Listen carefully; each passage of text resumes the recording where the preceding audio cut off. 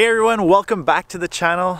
Right now we are standing at iCar Racetrack in Mirabel, just outside of Montreal, as you can see. Unfortunately, it's winter. Though we actually had a very late start. We just got snow like a couple of days ago.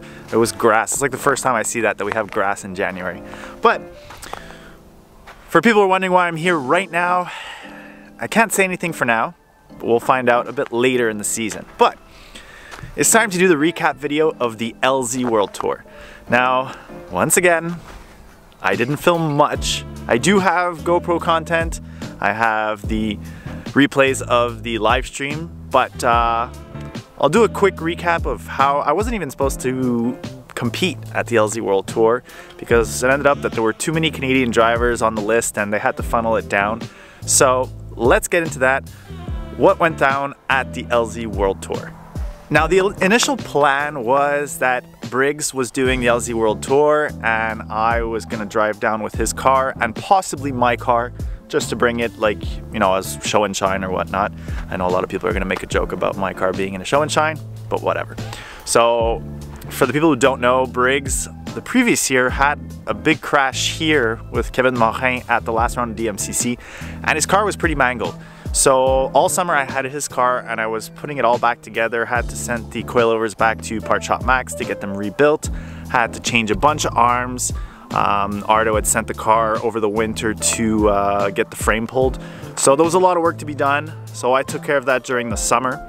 And when the time came about a week prior to the World Tour, I spoke to Adam LZ's manager, which is James Harvey, and he said I could come down with the car with my S14 and drive in the practice.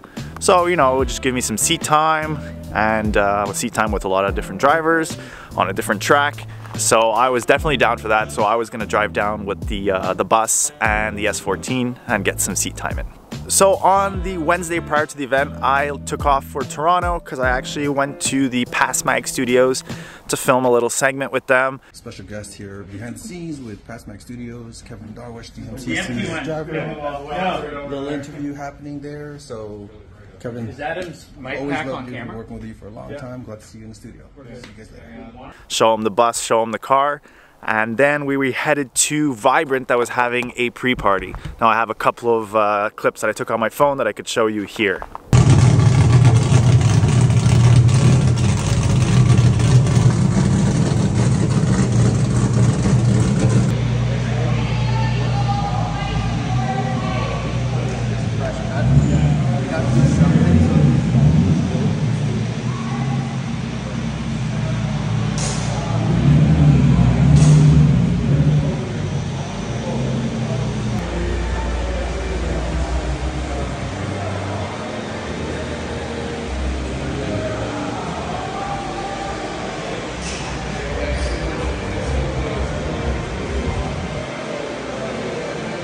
My name is Kevin Darwish. I am a drifter from Montreal, Quebec. We're at the Vibrant free party for the LZ World Tour. I brought my 1997 240SX, which is competing. I am competing this weekend in the LZ World Tour. And honestly, what an amazing event tonight. It was a private event and it was packed. I can't believe how many people were here. The cars were amazing. The atmosphere was amazing, was awesome. We had a food truck. You know, we're in Toronto right now, but they had Quebec poutine, so that's awesome. And I couldn't ask for better. Crazy networking, amazing people, lots of social media influencers, and I think it's going to be an amazing show this weekend. So stay tuned for one awesome event. Now, just before going to the Vibrant party, leaving Maxzwell Studio, I got a phone call from James Harvey saying that Hurt couldn't make it to the event and I was in for the competition. So here I am. I didn't even have any competition tires because there's some spec tires for the LZ World Tour. So I had to steal a couple or buy a couple off Briggs. And I showed up to the competition with like 4 tires to compete. I had a bunch of my DMCC tires, which are 235s, but everybody was competing on 265s. So I actually practiced Friday and Saturday morning with 235s that we used in Pro-Am for DMCC, and I put the competition tires, maybe I did 2 practice runs with them and then I went into qualifying. So Obviously not ideal, but you know what? I was just happy to be able to compete. I was just happy to be able to drive. I was driving with a bunch of people, and honestly, it was by far one of my best experiences ever in my life. It was so much fun, and it was such an honor to get to drive with all these big names and everybody. It was a lot of fun. So practice actually went, overall the whole event went pretty well. Practice was going well. I was only having a bit of trouble for some reason getting third in, which I found out later that it was the shifter at the base was loose, so when I would pop it into third, it would like flex and it wouldn't completely go into third. So whatever, I figured it out. I was like short shifting it. I was taking off in second gear and popping into third like really low RPM, which meant I had less acceleration speed, but I told myself I could just jump as a chaser, I could jump the line and gain proximity before initiating. So yeah, practice went well. No complaints, got some good seat time in, made some adjustments to the car to make it a bit faster and a bit better suspension wise.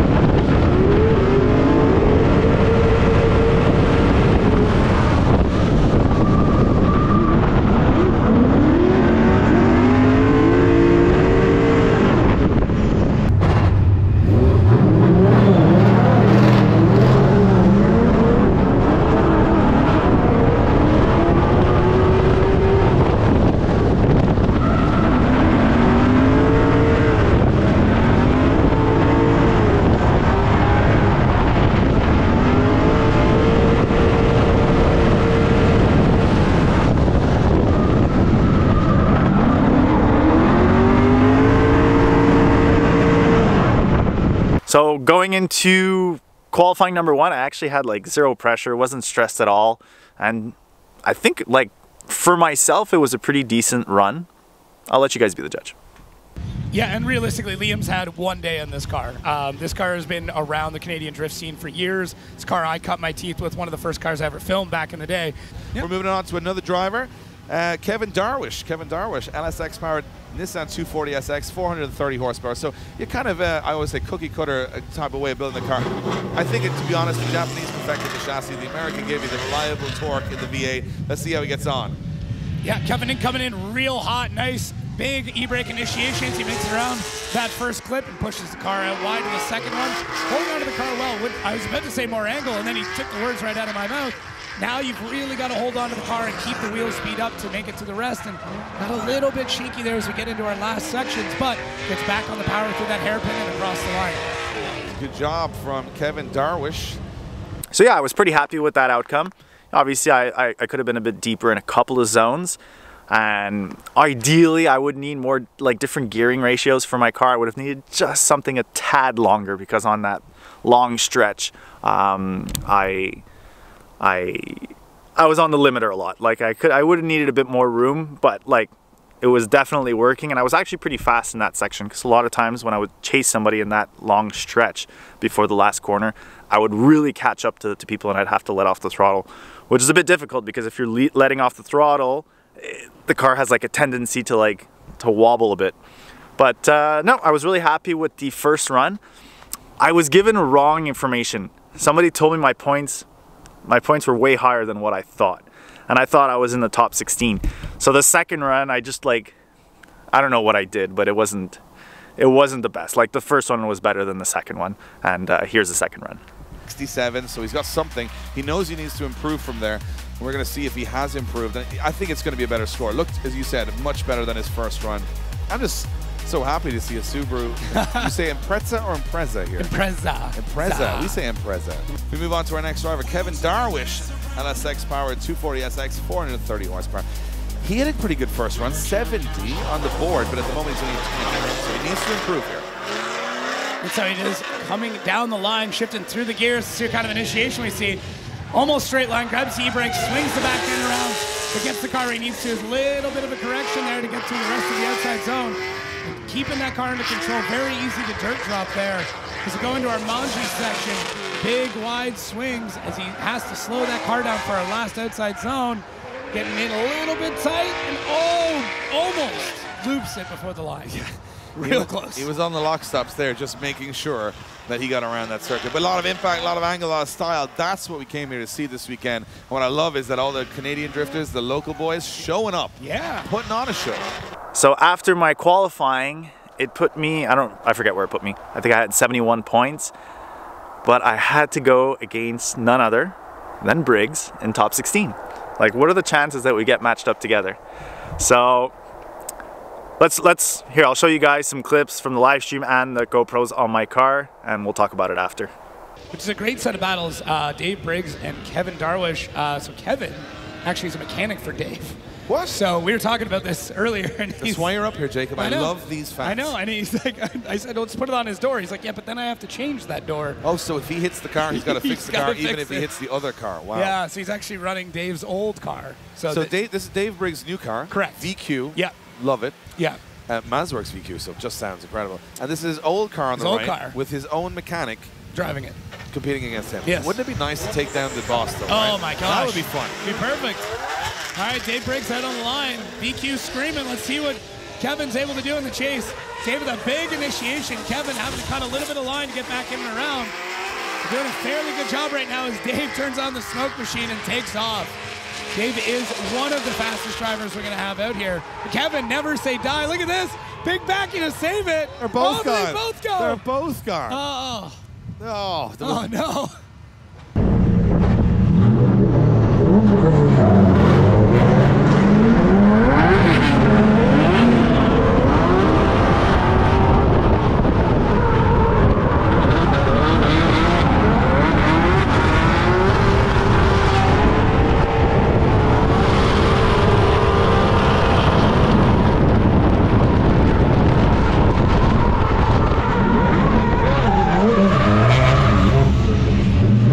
So yeah, I honestly, I don't even remember what happened.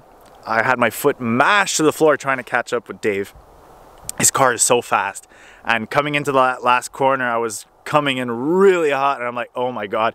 And I just like pulled the e-brake and put my foot to the floor and I think I locked up the front brakes, which made the car like do like a backward entry or whatnot. And I was trying to save it, and at the same time I started to see Dave spin out at the same time. So I'm like, oh my, I held onto it and held the brakes just so the car could come to a stop as fast as possible. Let's check out my lead run. Before the other spun, and now we're back to the start line. Let's hope nobody spins. Yeah. Just get a run. It'd be nice. Here we go. They're off the start line. This time it will be Kevin in the lead. Kevin firing in. Dave Briggs, a little bit of separation or surprised by this so far. As Kevin Darwish pulled a little bit of a gap. Now Dave Briggs says, hold on, I've got way more horsepower. Let me get back into this one. Yeah. As they fire now, Dave on a very shallow line. Look, they're coming down. They've struggled here in the past, but this time they're like, no, let's not make it happen again. And Kevin, it looks to me like Kevin with a bit of, you know. Yeah. But it'll come down to the spin, I think, more than anything. But as I said, whoever they think spun or lost control first, judges will make that call. That run, though, surprised me that Kevin had so much pace. That's bitten so many people over the years, but going back to our replay, you can see here Kevin doing a good job initiating when he should. A little bit shallow. And then as Dave starts to dive in, I was expecting him just to light it up and really catch up here, but he doesn't. Takes a much shallower line all the way through, and then the smoke comes on. But Kevin's already lit up. And when they start to transition, Kevin starts walking away, and Dave has to scrub a bunch of angle out. Well, I mean, at the same time, Kevin's car is 150 horsepower, so yeah, he's got some pace in there. But I think Dave was kind of lighting him up without much forward bite. Like he was making smoke, but not moving faster. And he won't be happy that his old car is beating his new car, because that would annoy me. I wouldn't be pleased. I mean, there's a little bit of pride in it where you're like, I always knew that one was better. Everyone here says, I'm not taking it that seriously. Until they do. Until they do. Until your old car beats your new car. Yeah. And then you're like, why did I even build this car? Yeah. So it is a one more time. A one more time from the judges here. The judges are saying is that it is first spin is a 0. But both spins happened at exactly the same time, which I've never seen before. Because usually someone goes off and then the next person goes off. But those guys did an absolute synchronized spin, and we're going to go one more time. No, I think I put down a pretty decent lead run for Dave to follow me. Obviously, once again, I could be a bit deeper in certain zones, and obviously I'd like to be faster, but everybody wants to be faster. So, all right, so let's check out the one more time runs with Dave. And by the way, Dave Egan and Jacob Geddens, when I watched the live stream after the event, I love their announcing. They really made me laugh. It was pretty funny. Yeah, if other people do it, it's fine. Incredibly logical. So now we have got Dave Briggs and Kevin Darwish. So here we've got Kevin. He's gone up against the boss. He almost took him down. We didn't get anybody finish the first run last time around. No car. Double spin at the same time. Interesting. So we're going to see if Dave Briggs and Kevin Darwish can show us what we know they're capable of, putting in some solid runs. It will be Dave Briggs in the lead position. He is the higher qualifier of the two. Dave Briggs out there. Let's see if he tries to run away from Kevin. Dave making that VQ screams. He comes through, cutting it real tight on the inside and shooting wide. Getting a real wide line coming out. He cuts a little bit shallow. If you go wide one spot, you're going to go shallow in the next. Let's see how they come through this next section. Are they going to spin again? Dave going wide. He holds onto it, onto the power. Oh, Dave. Dave, you know, he scared me there. I thought he was doing the same thing. I was like, no, Dave, we have to learn. Learn from the first run. Don't go off the track.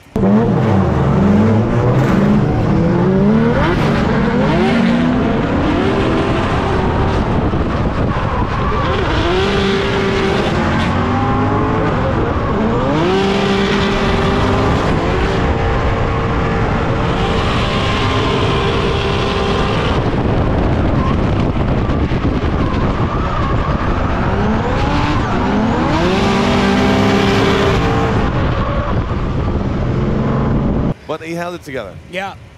Kevin did a great job here in the chase. I mean, Dave, I still think Dave's got a bit more power under the hood than Kevin does, but he does a good job of keeping up. But I'll be honest, I think Kevin's line there is better because he's getting a bit more momentum. Dave's on a very wide line, which makes it a little bit, you see how far he is off the reference points, allowing Kevin to get back into the mix. So judges will watch that. I mean, not anywhere near the catastrophe that was the first time round where both of them spun around. No, Dave made a good go of it here, though. He was like, oh.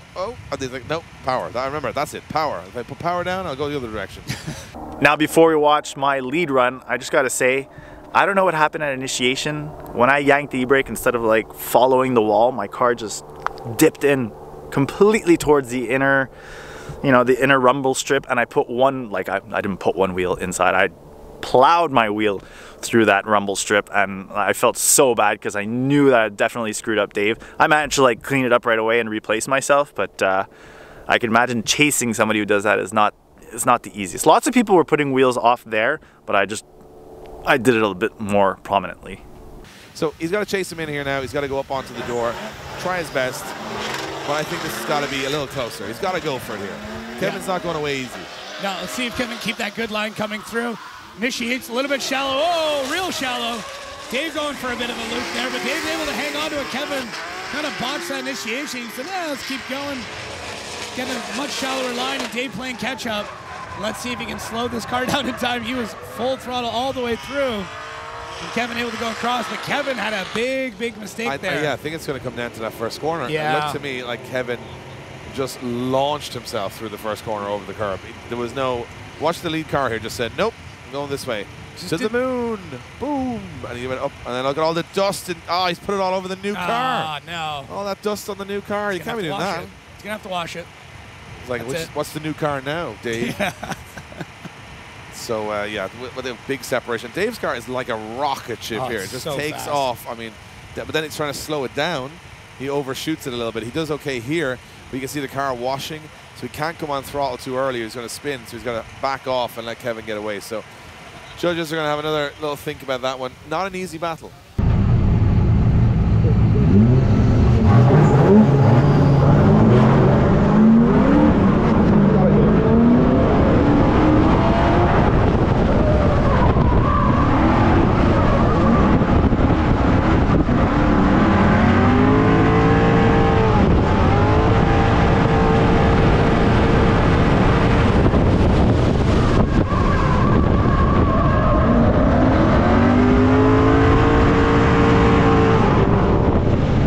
For anybody in the chat, there is no one more time. We've done the one more time. Yeah. See, it's it. Only one more time per pairing. So judges got to make a call here. It's in the name. One more time. One more time cannot be two more times. No. Well, it could be obvious, but you know, I'm just saying. You never know. Yeah. It's going to be Kevin Darwish getting the win. Kevin Darwish getting the win and going through. And I think, you know what, they're saying Dave Briggs didn't react to a lot going on the track there. I mean, you know, we saw Kevin jump the curb, but Dave went wide as well, making an error, and at the end had no proximity and didn't catch up, so I can understand it. I think he might have even straightened coming across the line. He might have actually done a rolling burnout from Outer Zone 4 to 5. So after that, I got matched up with Brian Hopp, who is an awesome driver. His car sounds insane. I wish my S14 sounded like that. And really clean driver, not difficult to chase. Obviously, to close a gap, it's more difficult because the car is much faster. You know, he has a dog box, he has a quick change, and he's definitely making a couple of 100 horsepower over me. But I had so much fun chasing him. I chased him in practice, I chased him in the competition, and it was really fun. So let's check out both runs right now. Maybe. He's not a mechanic for Kevin. So here we go. It's going to be Brian in the lead, Kevin in the chase. Brian Hopp rolling into that first corner, very close to the wall. Brian Hopp coming in on big old angle here. Can he hold it? Very wide. That's a hell of a first corner for Brian Hopp as Kevin fires the transition through, and Kevin losing a little bit of ground here. Brian Hopp, not a lot of angle, but he is a rocket ship. He'll never slow this down, will he? He will slow it down. What a run from Brian Hopp. Wow. That is a fast car, Jacob. Oh, 50 feet in the grass. Yeah, no, sure. I was getting ready to get the lawn equipment out to clean up the mess grass after that, seed. but yeah, I mean, great initiation there by Brian. Kevin doing a good job there in the chase in the beginning here, and you can see Brian start to put it on right as they come through this transition. But Kevin throwing the angle, he's matching angle really, really well. He's able to get the line, although he's a little bit further back. You can see a little bit of a bobble as they come through there, but then Brian right here, I swore that was it. It was going into the grass, but he gets back on the power and then aims the car correctly, but he doesn't even adjust angle. He just saw where he needed to go and sent it the whole way through. Kevin is now in the lead position. He's going to have to dictate the pace here. Brian cannot use pace to get away, but if he has the pace, Brian, he can go close, right? Yeah, there's a couple of ways that you can attack this, but it really is going to come down to what Kevin does here, especially this initiation. You can shake Brian off right here. So let's see what happens. They come into the first zone. Kevin with a really good initiation, pushing him out to a mid-line. As they come back around, Brian pouring the smoke to him. We'll see him start to dive in here. Kevin needs to really push out, and he does. Big correction, though. Brian able to push through and get a little bit further out into that zone, but man, great job from both drivers. Kevin definitely had a bit of a horsepower discrepancy there, but was able to make up for it. Well, I'll tell you, the one thing I've noticed from both those runs is that it's difficult to return the favor when, you know, as I said, you don't have the same lead run to chase. I think from my perspective, Kevin did a really good job here in the lead position. Brian had something to work with, and I think Kevin, the other way around, just couldn't catch Brian no matter what. I mean, when you think about the horsepower here, it's not massively different. But it could be, I mean, it could be grip setup. Here's the thing, like if you're, we're not even talking about tires. We haven't even touched on tires this entire time because there is so many different brands out there, different treadwears out there. Yeah, there's also wild. a treadwear limit. Right. So here there's a tread limit of 200, so you could say, oh, he's got really sticky tire. They all have the same, more or less, tires. That's a good point. For these two gentlemen, I'll tell you one thing. Brian Hopp and Kevin have had an absolute phenomenal battle. Kevin Darwish in Dave Briggs' old car, which we've learned today. But it is could be brand new if it gets to the top 4. Who's going to get the call here? It's down to Cerise on the track. She's down with the drivers. Cerise, how are they feeling after that one? I don't know, guys. Let's check in with the driver. How are you feeling after that run? He's awesome and he's happy to be here. Brian. I love the fact that we get to talk to the drivers throughout the competition as well. Good to see how pumped up they are, but we got a decision to be made, and the winner is Brian Hopp getting the win. Brian Hopp gets the win section. Yeah. He hasn't got the most amount of angle, but what he does have is a ton of pace, and he carries that pace very well. Other drivers have been carrying that pace, but they've been going way off the track at the end. So yeah, honestly, other than the stretch where my car like squiggled a bit, which I found out the next day on Sunday when I was driving, a couple of practice runs on Sunday, I was spinning out right at initiation, and I was wondering why. When I put a wheel off, leading Dave on the one more time, I actually bent my tie rod a little bit, and I had some toe in. So when I was going in that stretch against Brian Hopp, obviously my alignment was completely wacky, so the car like did like a squiggle, and I remember my steering wheel started to shake like, yeah, I shouldn't do this movement. The steering wheel started to shake like crazy on the stretch on both lead and chase.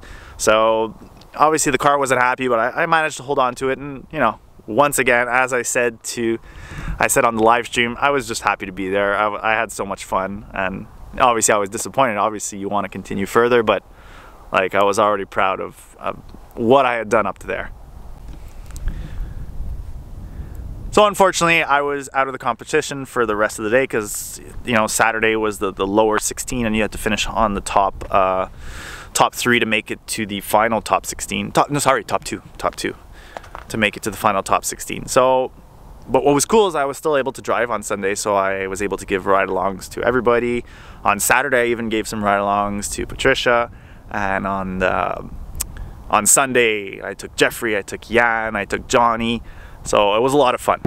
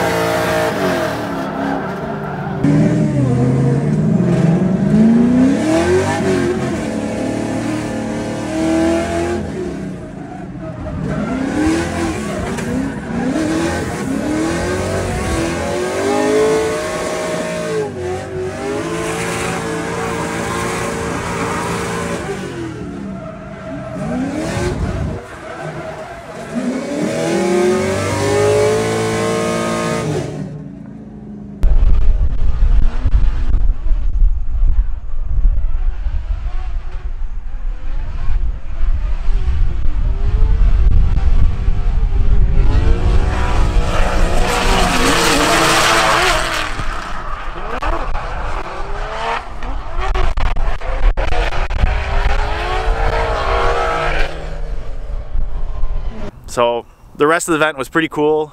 Most of my gang, including Patricia, left just as the competition started because they had to drive back and work the next day. But I stayed alone with Denny to watch the rest of the competition. It was really cool. And then we went to the bar that evening with everybody that competed, and we had a good time. So great experience. really happy. Thank you very much to everybody that made it possible for me to be and compete at the LZ World Tour in Toronto. And I really look forward to the next one, if there is a next one, and if I'm able to drive in it. Even if I don't get to drive, I will gladly be there as a spectator. So we're gonna close out the video here. In the next video, we'll talk about what happened on the Monday, the following day, and also cover the time. As most people know, Luke spent a week at his house with his wife and kids, and we had some cool, we did some cool stuff. So we'll see you next time. Don't forget to like, follow, and subscribe. All right, have a good one.